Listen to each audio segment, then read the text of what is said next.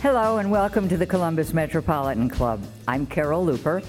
I'm a member of CMC's Board of Trustees, and I'm a retired television news reporter, but you never retire. I'm a news junkie and proud of it. Today's CMC forum, Sports Gambling in Ohio, ? Is sponsored by Shoemaker Lupin Kendrick, represented here by many friends and associates. Please help me thank them.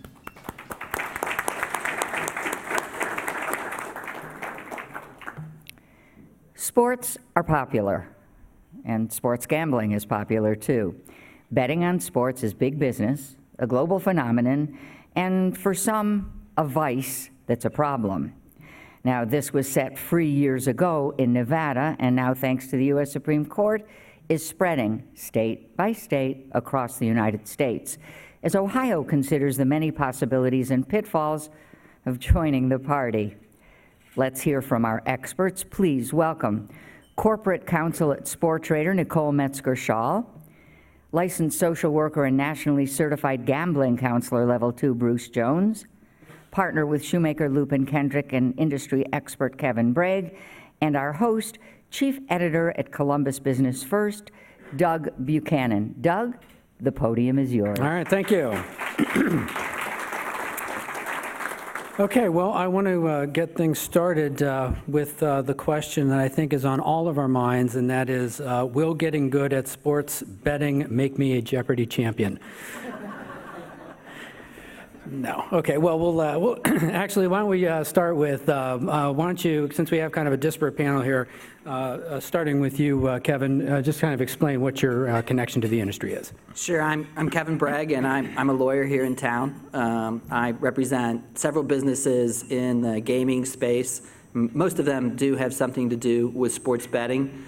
I've been doing it now for going on 5 years, and have found a great group of people to work with. And obviously, it became a lot more exciting in May of 2018 when the Supreme Court struck down what was known as the Professional and Amateur Sports Betting Act, or PASPA, which sort of acted as a dam. It sort of, practically speaking, kept all the sports betting that is authorized and licensed and regulated in Nevada. There are a few exceptions, but it was basically in Nevada.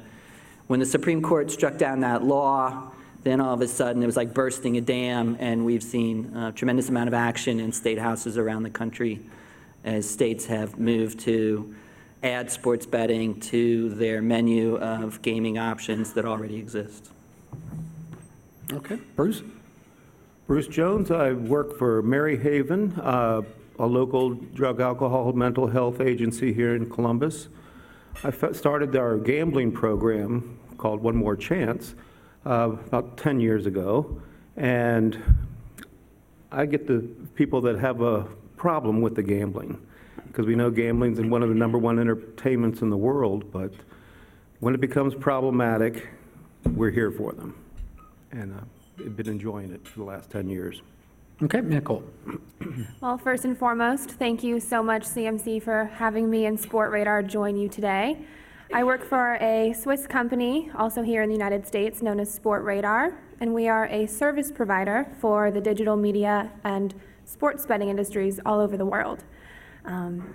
We really have our bread and butter, per se, here at lunch today, helping operators, platform providers, casinos, and racetracks all over the world fuel their engine. We supply the data, the live odds, the risk management services that they need really to make sure that their sports book is operating smoothly and their consumers and players are remaining engaged. Okay. So before I get to exactly what is going on in Ohio, Nicole, can you kind of set the scene for how common is sports betting, even though we don't have it here or, in many states, but around the world? Sure. Well, as I mentioned, Sportradar operates globally. We are on 6 continents. If Antarctica was habitable, we'd probably be there too. Right now in the United States, we've got a myriad of states who have legalized and regulated sports betting. So since May 14th of 2018, to be exact, we have seen a lot of states roll out regulations and licensing regimes to allow operators and platforms take reign of the industry. In Europe, sports betting is ingrained in the culture. If anyone has watched a Premier League game, you'll see that the European superbooks are embedded on their jerseys. You'll see pop-up advertisements all over the arena, and even in the pregame talk shows.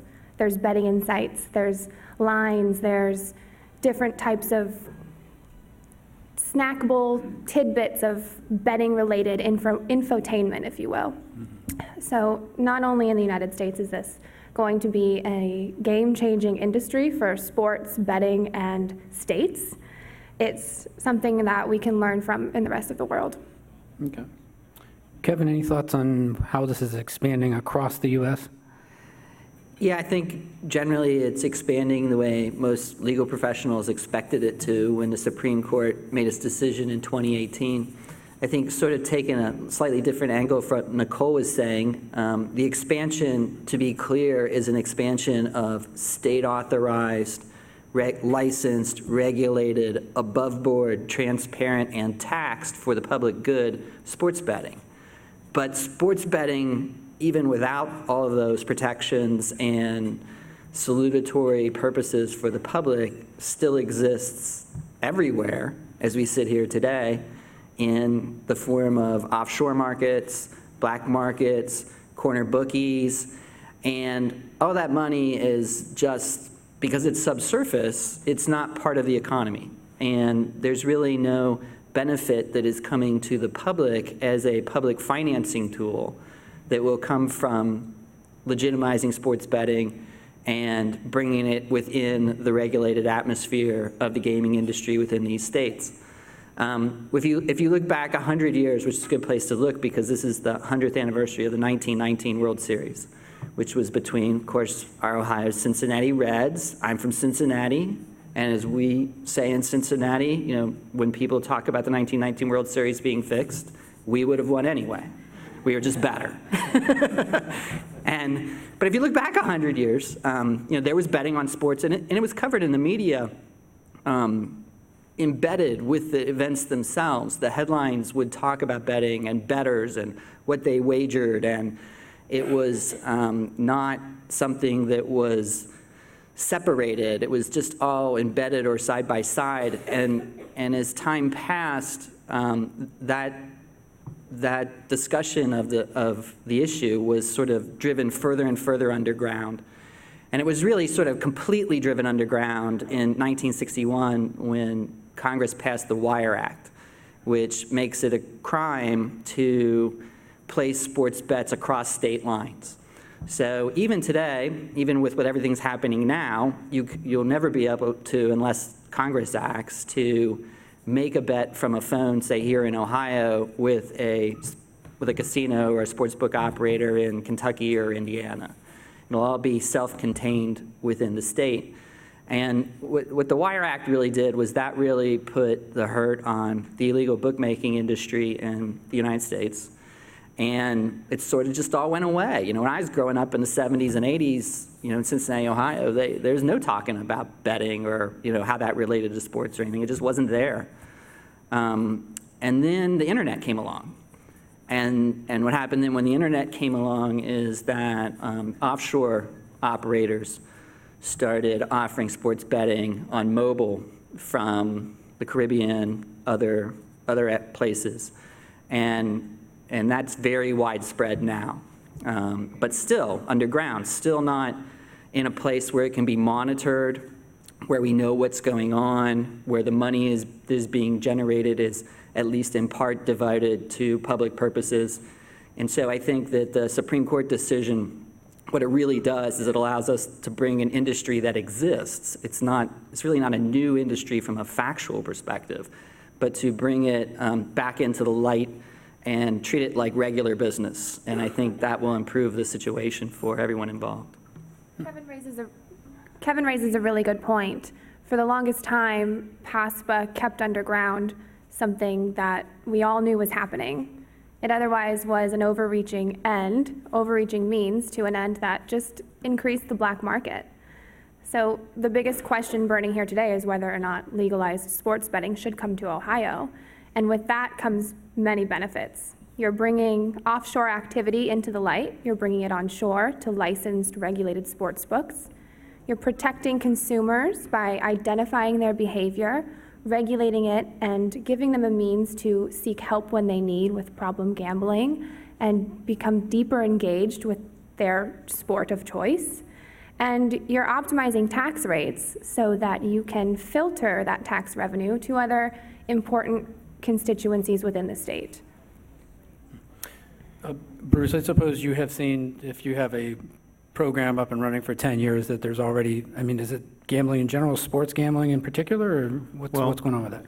Sports gambling is, as far as an addiction, is ranked right up there with the casino and the slot machines and things like that, as being that addictive. Mm-hmm.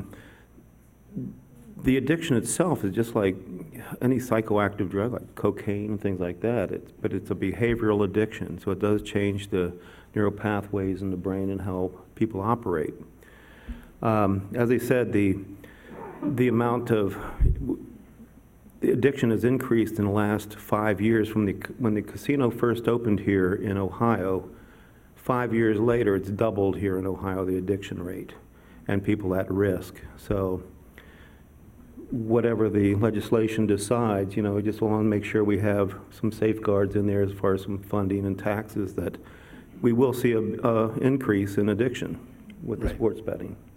And Bruce is absolutely right about that, if there is legislation that authorizes it, it absolutely has to have funding and research and ways to study problem gambling and encourage responsible gambling so that there is not an increase in problem gambling. I think everyone in the industry supports that and recognizes that that is a real issue and one that has to be addressed. I would agree with that. I think, at least speaking from an industry perspective, mobile wagering is a huge plus and a huge benefit to policy. Policymakers must recognize that mobile wagering is where the money is to be made. If we look specifically at numbers in New Jersey, we're seeing a handle reach over $300 million per month consistently, compared to states who don't breach $50 million in a month because they don't have mobile wagering. In authorizing mobile wagering, you're more easily able to identify problem gambling and get those individuals with addiction the help they need, because you're leaving a digital trace.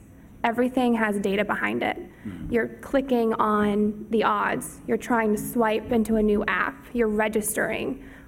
Oftentimes when you open any sportsbook app in the state of New Jersey right now, you'll need to verify your identity.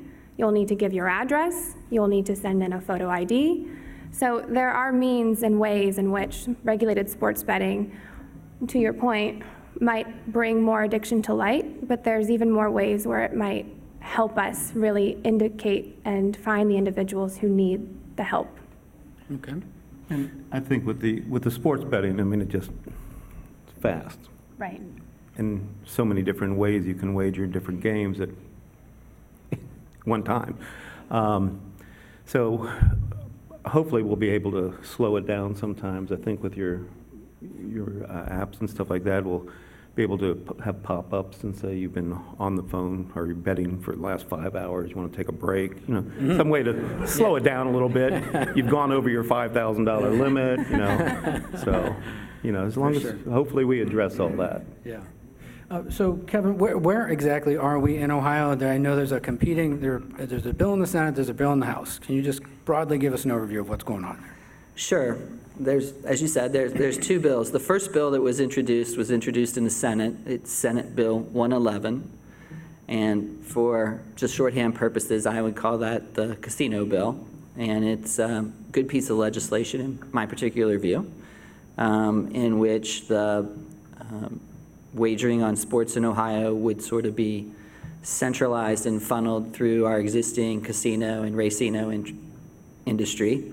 A person who wanted to place a bet could go to the casino or racino and make a bet in person at the counter, or those companies would also have mobile apps where you could bet from your phone or your tablet or some kind of mobile device. We live in a mobile society now, for better or worse. and that's just the reality of it. And those are, we're fortunate in Ohio to have very responsible and excellent operators. These operators have business relationships with sports betting experts like Nicole's company and are already doing this in other states. So I have a lot of confidence that those companies would do a tremendous job of running the industry and doing so responsibly and in the customer's best interest. The only downside to that, or the biggest downside that I see to that, is that there's a federal excise tax on sports betting, which is an off-the-top tax. It's 1/4 cent, which may not sound like very much, but at the end of the day, 1/4 cent of what they call the handle, the off-the-top, will translate into roughly 5% of the gross win to the state and casino and the people who are operating the businesses. So that's just skimmed off the top and sent to Washington, and who knows what happens to it. My view of it is it doesn't help anyone. It just disappears. Would that only happen if it's on the casino side? That's only if it's totally privately run. There's an exemption from the excise tax for state lotteries and agents of state lotteries. Okay. And so the second bill is House Bill 194, which I would shorthandedly call the lottery bill, because it creates a role for the lottery, sort of as the overseer of sports betting in Ohio. Of course, as with everything with the lottery, the revenue from House Bill 194 would go to education, as it's required by the Ohio Constitution.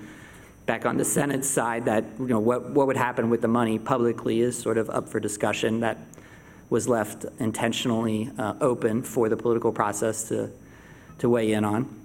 And so, the lottery would be able to, if the lawmakers structured it so that the lottery played a role, there certainly could be some cost savings involved in that, and keep that money here in Ohio to be used by people in Ohio, which is attractive. And that bill originally did not have any mobile wagering, and there is extremely limited mobile wagering, but last week there was a substitute version that was brought out. I haven't been able to get my hands on it, but what I have heard is that it pretty much mimics the Senate bill from the mobile side.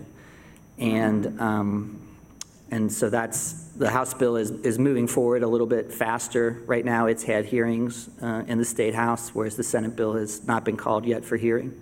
So at least as we sit here right now, the House version of sports betting is moving forward a little bit more quickly. But I think it's still up in the air as to what the final product will look like. I mean, Nicole, from what you're saying, though, if mobile is not a part of it, that the market is just not going to develop like most people expect it will. So there are states that have said no mobile at all. Right. There are states that have not included mobile in their legislation, and we always, as Sport Radar, use New Jersey as the example because it's the most glaring at this point. Like I said, the handle is consistently at $300 million per month, and with that, almost 80%, sometimes at 82% of the betting is done mobily. People don't necessarily want to get in their cars and drive to a casino, go to the sports book, place a bet. It also allows for much more sophisticated bet types to be placed. In Europe and Australia, in more sophisticated and mature markets, we see hundreds of bet types offered on a single inning or a quarter, and this is all in-play, in-game betting. It's really hard to engage in that type of betting when you have to approach a self-service betting terminal or go to the teller and place your bet when the game's happening fast. You're not necessarily going to get up out of your seat and make it to the teller in time before Steph Curry shoots a three-pointer. Baseball is a little bit more forgiving, but oftentimes there's other sports that individuals would like to bet on in-game, and mobile wagering really does allow for that. You really have to have mobile wagering to generate a significant revenue generation for the state, for public finance, to have a public financing purpose. Mm-hmm. If you simply do it in the casino alone now, you'll generate a few dollars, but it will, because of the way sports betting works, it will be orders of magnitude less than if you have it on mobile. And So I think that the states who have come out and just had brick and mortar operations without mobile have learned that. They've quickly pivoted, some of them, and said, okay, yeah, we see this now. We're going to add mobile too. Rhode Island is one of those that is doing that. Because when you bet on sports, the handle is what is the amount the bettor bets. So the hold or the gross win is what the casino keeps and is what the tax is based on. And generally speaking, on a straight sports bet, the hold's going to be 5% of the handle. So if somebody bets $1, what the casino is going to hang on to when all the bets are settled and resolved is going to be a nickel. So it's easy to look at numbers, especially on the handle, and see these huge numbers and think, oh, we're going to generate tremendous amount of revenue. But the number will always be considerably less than the handle. Nevertheless, the handle numbers are so big that you can generate 8-figure numbers per year, and we'll see what happens in some of the higher populated states. It could possibly be even $100 million in New York a year in tax revenue once those markets become mature. It's very interesting right now to watch the states roll out, and try to establish their foothold and get their markets going, because they're all doing it out of the same environment in which we all exist, which is nobody's familiar with this, in Ohio from, a regular business perspective. Sure, there are people who are out there betting and they know how to bet and they're corner bookies, but they're not going to come forward and be part of, what's going on right now. So the institutionalization of this market, and that's what it is. It's a market. It is similar. It is at least as similar to the commodities exchange of trading corn and beans and cattle futures and things like that. I've done a lot of agricultural work, so I have familiarity with that too. It's not exactly the same, but it has a lot of similarity to it. Probably a little bit more to commodities trading than equities, than stock exchange, but there's some overlap in the stock market too. And sports betting has, at least from a business perspective, it shares as much DNA with those markets as it does with the slot machines and the table games and the roulette wheels that are in the casino right now. Wow. So it's really a hybrid product. I still think that betting on baseball would be more exciting than betting on soybeans, but I'll see. Oh, you've never been in a good soybean market then, Doug. You wait till the fall. You see what the soybean market looks like after all this rain. It'll be wild. So, Kevin, you brought up the Cincinnati Reds, so let's talk about Pete Rose, and specifically the integrity of the game. Is there a concern with the expansion of sports betting that we won't be able to trust the games? And I guess, Nicole, do you want to jump in first on that? Sure, absolutely. I think I mentioned earlier that regulating sports betting and bringing the activity to light gives us an opportunity to further protect the integrity of sport. And that's because bringing this activity to light allows us to see the bets that are being placed.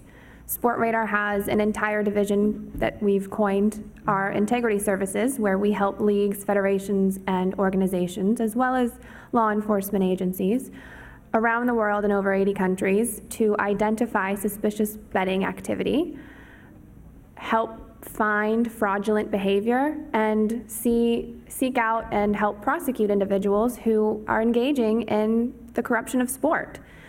Without these betting markets and without the ability to monitor that activity at a regulated level with licensed sports books and see the data that's being made in real time from punters and players all over the world, there would be much more of a threat. But the data itself speaks to the protection and the ability for a regulated and licensed sports betting market to further enhance the protection of the competition itself.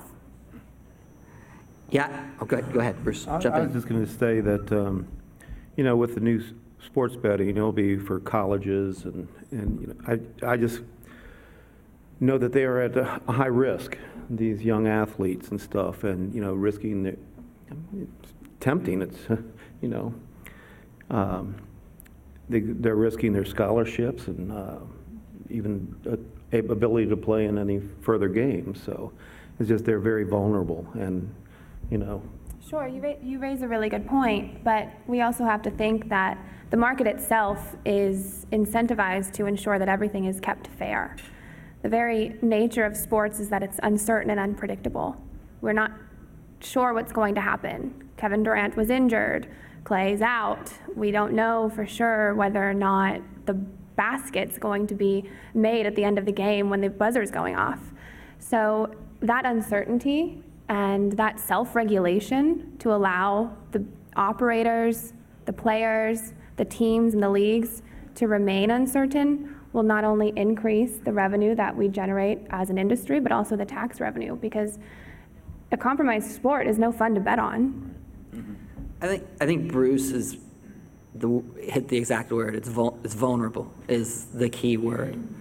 I think that there's no way, and there never will be, any way to say that nobody will ever become vulnerable, and after they become vulnerable and desperate, do something that they shouldn't have done, that in some way, large or small, is a corruption of the integrity of a performance on the athletic field.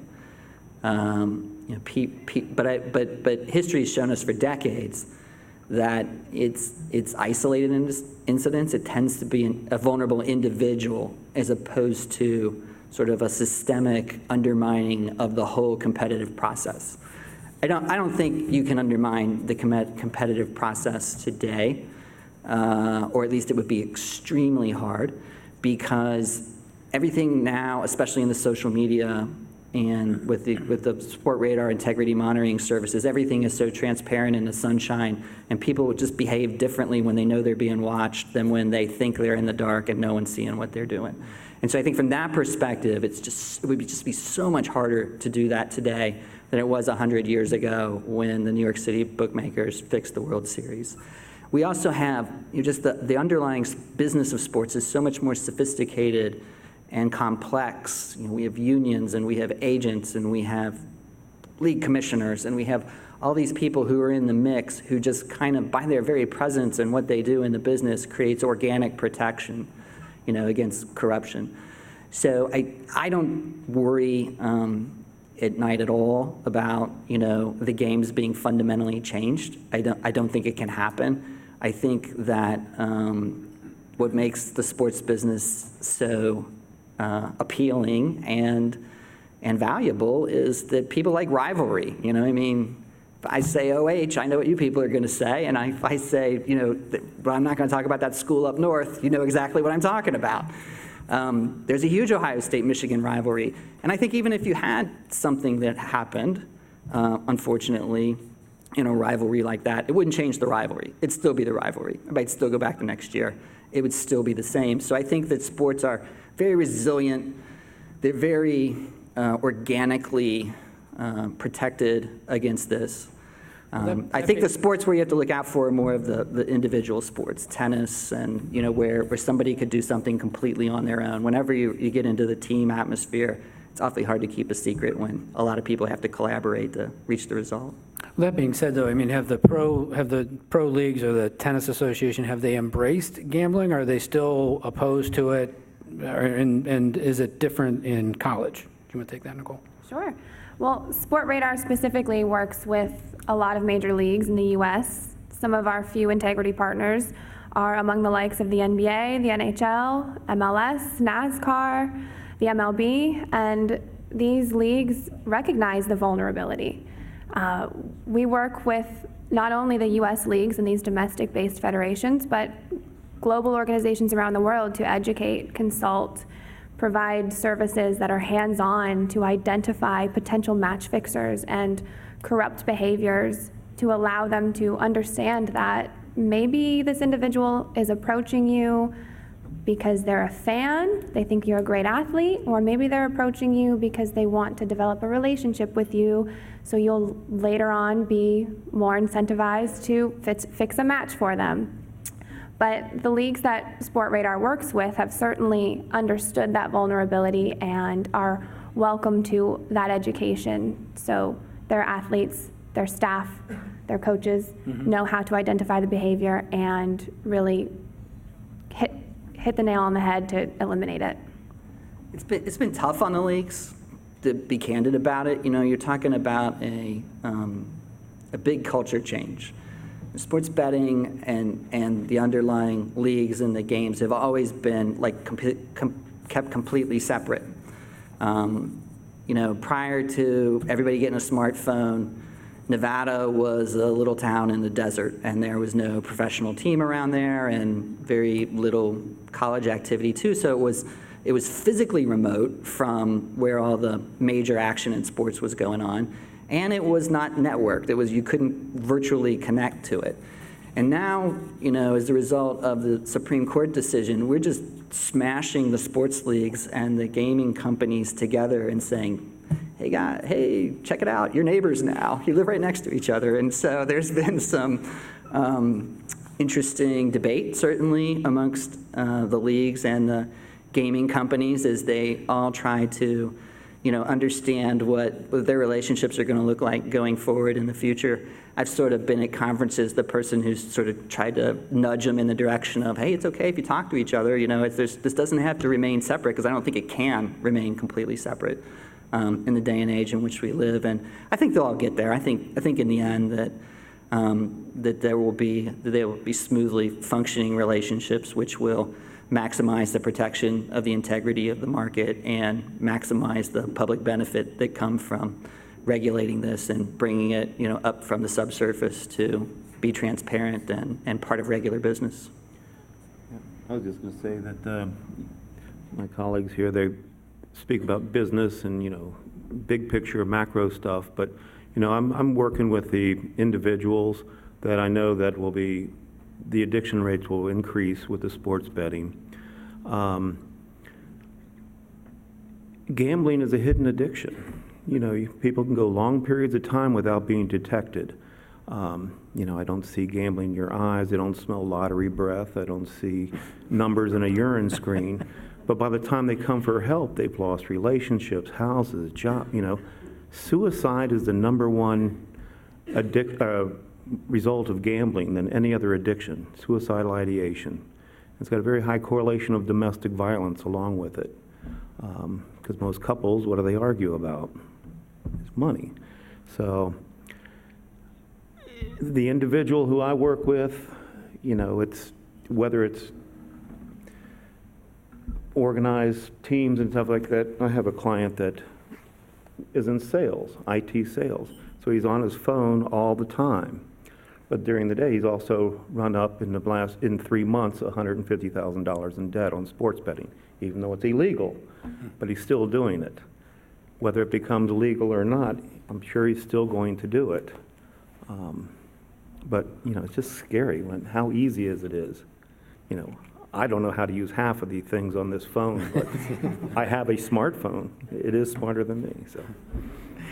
Okay, we are going to take questions here in just a moment, so don't be shy. There is a microphone at the side of the room, so if you have a question that you would like to ask, you can walk over there. But I will ask another question of our panelists while people get lined up there. Kevin, I think you mentioned the Wire Act or something. I mean, is there a chance that Congress does something that kind of makes this all a moot point in Ohio? I think the odds of that happening in the short term are very, very low. Okay. I don't see the federal issue being one of to put the genie back in the bottle and try to increase prohibition again. I think that there's a general consensus that the prohibition is a failed policy. I think that over time, if inefficiencies develop, if the relationships do not grow in a productive way, that you could see some of the stakeholders want to have a federal element to the regulation. But my personal view, I don't see Congress trying to go back to just don't do this policy again. Right, so it's more of a state thing. Okay, it is CMC's tradition to take audience questions, so please step up to the mic, state your name, ask your question. CMC members can repeat after me, avoid editorial comments, and remember, questions end with a question mark. Go right ahead. Thank you. Thank you for coming. This was very informative. I couldn't help but think while I was listening that gambling is the only industry that wins when the customer loses. And I thought that was interesting. I also was kind of horrified to hear that since Hollywood has been, gambling has been in Ohio, the casualties have doubled. And I remember hearing when they were trying to bring it to Ohio that the money was leaving Ohio, and we would get the money without any change. I also remember that when Art Schleister was here as one of our speakers, he said that convenience breeds usage. And it's kind of frightening that the iPhone is going to be used. My question is, you also made an interesting point about knowing, because you're using the iPhone, the controls, that you'll know who's abusing the gambling, who's the obituary gambler, whatever. What is in the legislation to motivate the sports betting organizations to report that or to do something about it, since it obviously, if they do something about it, cuts into their profits? So is there something in the legislation that will require them to report that to authorities or to do something about it? Great. Good question. I will kick the legislative part of that over to Kevin. He's probably much more poised than I am to answer the Ohio-specific legislative piece of it. But with respect to your comment on controls, of course, this is an issue for policymakers, whether or not it's the legislator or the regulator. But the controls that could be instilled in a mobile app or could be instilled on a digital website aren't those that we can control in brick and mortar casinos. You might be turned away at the teller's desk, but it's much easier to flip a switch or hit a button and shut off someone's access if an operator or a state who is actually governing that operator and responsible for their licensure, which is the golden ticket into the industry, can flip the switch and stop the problem gambler from the activity. It's going to be a state-by-state determination, and I'm confident that Ohio and other states alike have very educated policymakers and individuals, such as my colleagues here, to help curtail that behavior. If I could, real quick, Yeah, jump in. Yeah. since you're going to bring in the Ohio part, I know at the casino there's a voluntary exclusion program. Is that something that'll be, is poised in the Yes, absolutely. House bill? That'd be part of it. I think that that's where it starts. I think that the traditional tool in gaming, whether it be traditional table games and the like in the casino or sports betting, is self-exclusion by the player to give notice that I have a problem with this and just don't let me do it. And so that will all apply in the legislation to sports betting if adopted here in Ohio going forward. I think some of the things with the mobile is still maybe a little bit out. It's still being developed. It's still being researched and technologically applied. Reason I'm looking at my phone here is not to be rude, but Keith White of the National Council on Problem Gambling, who I met in Las Vegas, wonderful guy, very, very, like Bruce here, very concerned about problem gambling, researches it, studies it, tries to help people.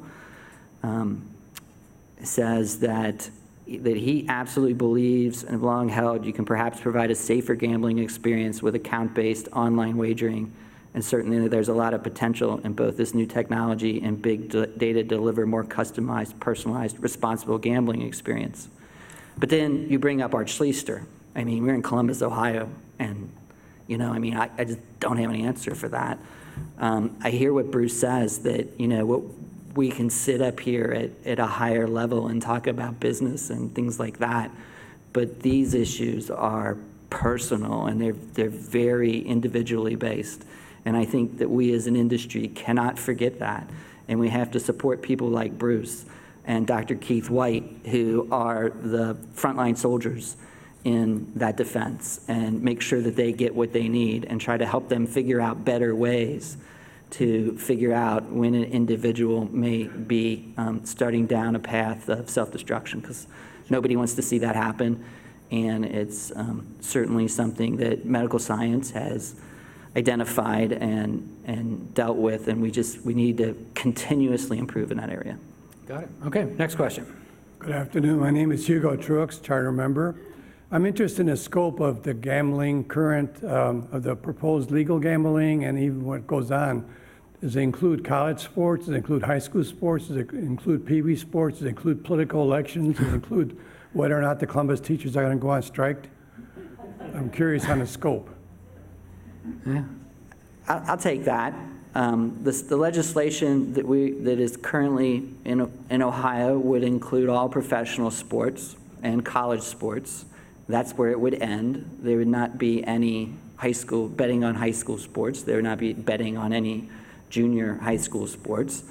The Casino Control Commission under both bills would play a key role in approving what you would call as a bet, as a proposition. Typically what happens in the states that already do this is if they have a novel proposition, a political election, or who's going to win the Heisman Trophy, or something that's other than just, who's going to win between the Browns and the Steelers, you have to go to your regulator and get approval of those kinds of bets. So the regulator will help to keep that from, kind of going off into infinity, because bets are ideas and they're only limited without regulation by the human imagination. So, but I think what we're talking about here in Ohio is, sort of an entry-level sports betting program in which we have, what are long-established traditional bets on outcomes of games, total points, and the like. We've seen, and I think this played a big role in why we're sitting up here before you today. We've seen the daily fantasy industry emerge back, especially in 2014 and 2015, which I think, greatly advanced the acceptance of sports betting. I mean, at the end of the day, you're speculating on performances of athletes in daily fantasy, and I call that gambling. I think that's what that is. And I think that those are sort of what you would call exotic proposition bets. And so I think that within the industry, there is a good grasp of what the market will like and what it won't. And as far as betting on, is the next pitch going to be a ball or is the next pitch going to be a strike?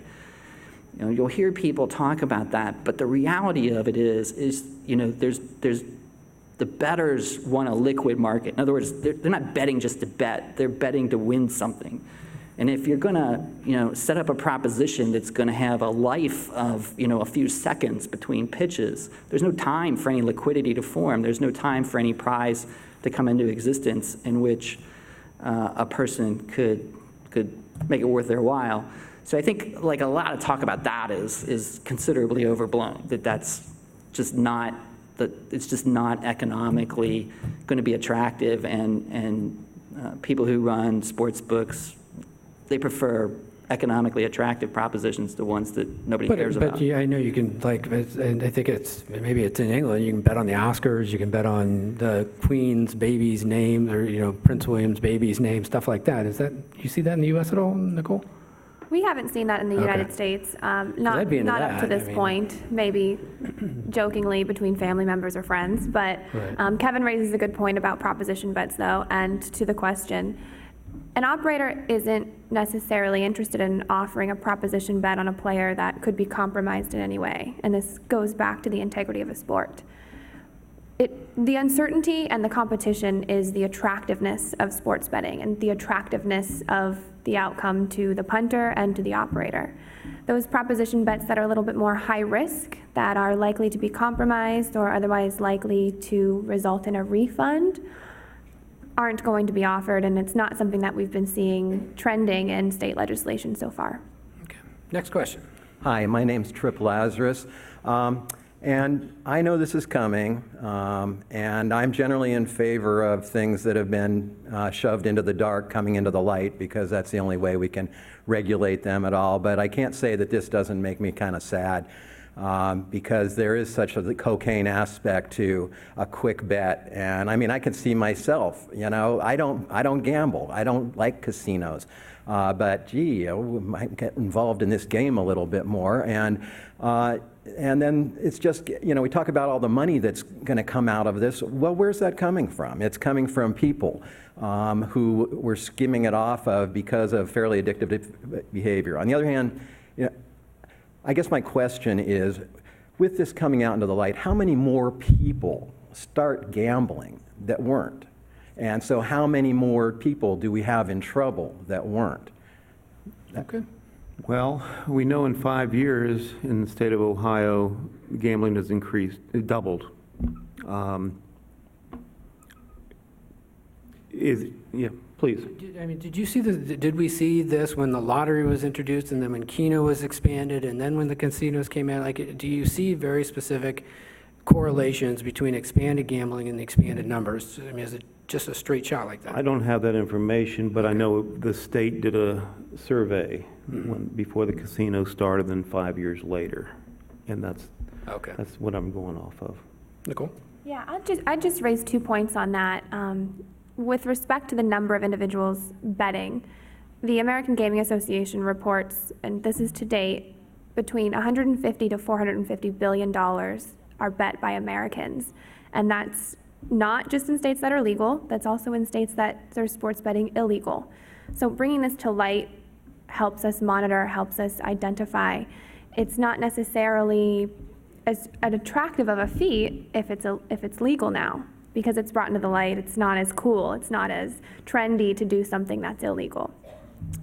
And further to that point, it's something that's beneficial, as I said before, for that absorption. It helps tax revenue. It helps us filter this back into meaningful and good programs and incentives for the constituencies that might be affected the most. Okay, next question. Yes, my name is Merle Wayman. I'm a retired employment attorney. Many kids enjoy sports. Many kids have access to iPhones and computers where they could engage in sports gambling.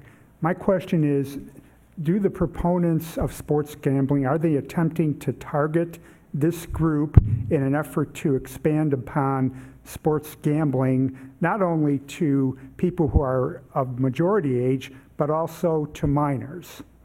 And if the answer is no, then how do you control an access of a minor to engaging in sports gambling? Okay. You raise a good point. There's oftentimes an 18-year-old or 21-year-old restriction on a state-by-state basis to engage in sports betting, but your point is definitely well received and taken. There certainly are advertising restrictions and consumer protection laws that service not only the gambling industry, but other industries that might be considered high risk or restricted categories to help curtail that. Specifically in Ohio, I'm not familiar with the restrictions that are being proposed in the legislature, but it's one thing that we are confident policymakers will find a way to ensure remains safe. Okay. The regulators too, they penalize whether it's sports betting or gaming, underage gambling severely. I have minor children, so I wish I could give you a better answer than I currently have right now. When I talked to Keith White in Las Vegas, he said talk to them about it. He said don't just assume that they'll figure it out for themselves. Explain it to them and what's going on, and you should do fine. So, but as far as the targeting, it is absolutely not. This is not an industry that is targeting minors, and part of it's just wrong. I think people know that's wrong, obviously, but I think a lot of lawyers in my general age bracket, as my mom would say, have lived through cigarette big tort litigation and asbestos big tort litigation, and we were involved in that, and we know what that looks like, and we don't want any part of that. So it would just be bad business. Okay. Go ahead. We're also seeing a different demographic engage in sports betting. Typically, the average sports bettor is a 30-year-old male, And that 30-year-old demographic is extremely impressionable to targeted advertising and is more likely to engage in behaviors or refrain from engaging in behaviors that he or she is seeing on their phone scrolling through social media. This again goes back to the problem gambling points, where you're able to kind of curtail behaviors and maybe market in a way that encourages healthy sports betting as an adult of the legal age and in a capacity that is safe and regulated, to ensure that you are not necessarily doing something that still is illegal. And the regulators will have some regulation of advertising and media exposure in some cases. I mean, there's always the First Amendment that, is out there and allows people to advertise their products, but there is some regulation of that. Okay, last question. It's likely that when sports gambling comes to pass here, collegiate sports betting is going to be primarily on one team at one institution.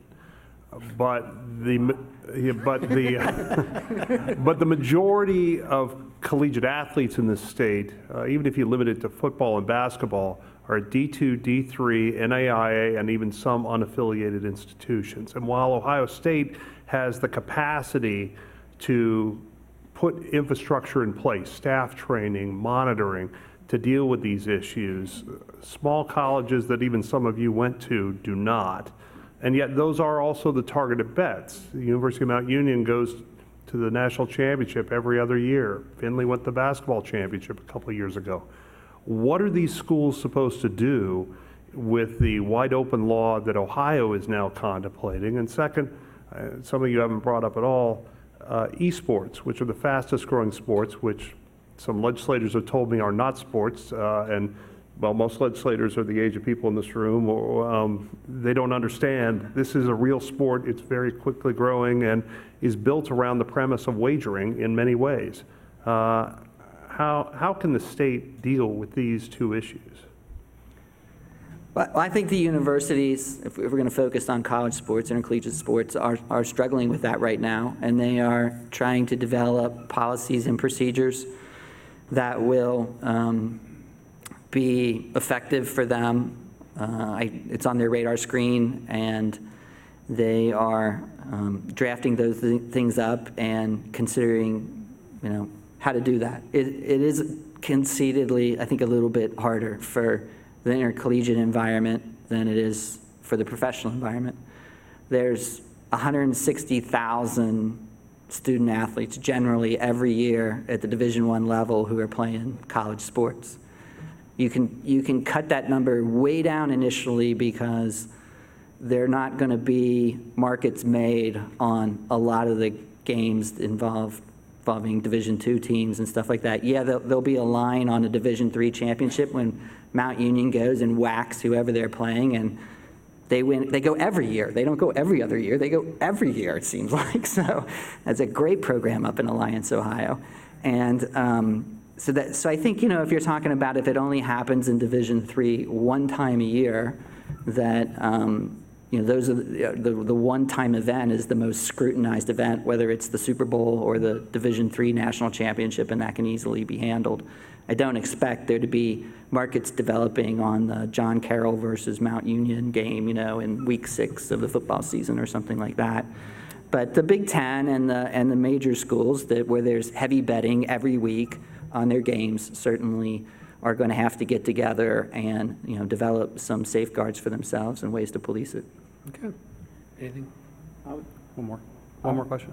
What's that? One more question. Hi, Andy Campbell. Thanks for being here today. Just a quick question. So we're hearing a lot about the business and the industry and the teams, but I don't recall seeing the people protesting at the State House for gambling in the state of Ohio. What's the motivation behind this? Where is it coming from? It's not the will of the people. Where's it coming from?